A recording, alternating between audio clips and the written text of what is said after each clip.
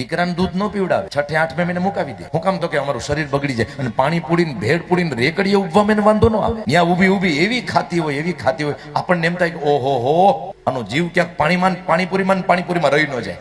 ફરતી કોર બાયું ગોઠવાની હોય, ફરતી કોર. અને ભલે બોલો વચ્ચે મારવાડી પાણીપુરી વાળો હોય, એ તો ક્યાંયથી દેખાતો જ ન હોય. હું તો કે ઘેરી વળી હોય આ બધી માતાઓ બહેનો.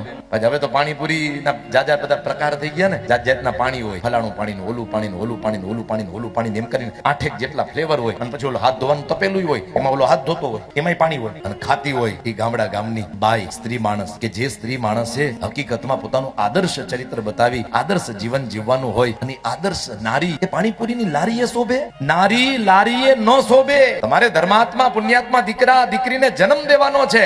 લારીએ ઊભી ઊભી બાયું એ ખાતી હોય એ ન શોભે.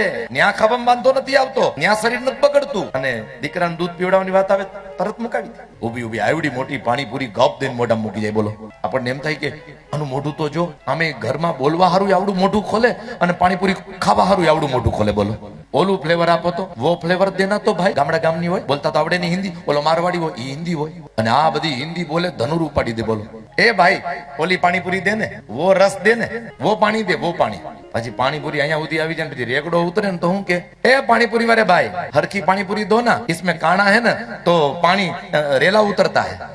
લે પાછો બધા ફ્લેવર આપે.